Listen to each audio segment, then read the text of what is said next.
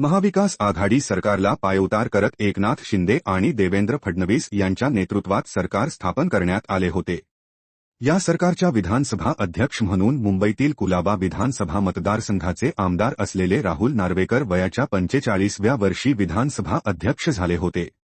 या निवडीनंतर नार्वेकर यांचे अभिनंदन करताना उपमुख्यमंत्री देवेंद्र फडणवीस हे भारतातील सर्वात तरुण विधानसभा अध्यक्ष असल्याचे म्हटले होते। देवेंद्र फडणवीस यांच्या वक्तव्यानंतर संपूर्ण महाराष्ट्रातून सर्वात तरुण विधानसभा अध्यक्ष म्हणून राहुल नार्वेकर यांचे अभिनंदन करण्यात आले होते। अनेक माध्यमांनी तसेच प्रतिष्ठित नागरिकांनीही आतापर्यंतचे सर्वात तरुण विधानसभा अध्यक्ष असल्याचे जाहीर करत नार्वेकर यांचे अभिनंदन केले होते।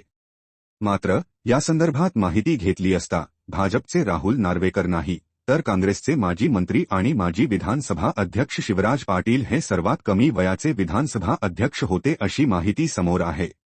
काँग्रेसचे वरिष्ठ नेते आणि देशाचे माजी गृहमंत्री शिवराज पाटील यांचे शुक्रवारी निधन झाले। निधनाच्या वेळी ते 91 वर्षांचे होते। त्यांचा जन्म 12 ऑक्टोबर 1935 रोजी महाराष्ट्रातील लातूर जिल्ह्यात झाला। ते सुरुवातीपासूनच शांत स्वभावाचे होते। कॉलेजचे शिक्षण पूर्ण झाल्यानंतर त्यांनी हळूहळू राजकारणात प्रवेश केला।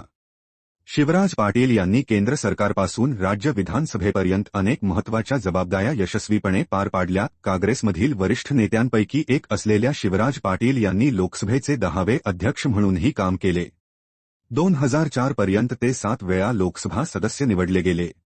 1980 ते 1990 च्या दशकात त्यांनी संसदेत खासदारांचे वेतन आणि भत्ते निश्चित करणाऱ्या जॉईंट कमिटीमध्ये काम केले आणि नंतर ते या समितीचे अध्यक्ष बनले। इंदिरा गांधी यांच्या कार्यकाळात ते संरक्षण राज्यमंत्री म्हणून काम पाहत होते। 2004 ते 2008 या यूपीए सरकारच्या काळात शिवराज पाटील हे देशाचे गृहमंत्री होते।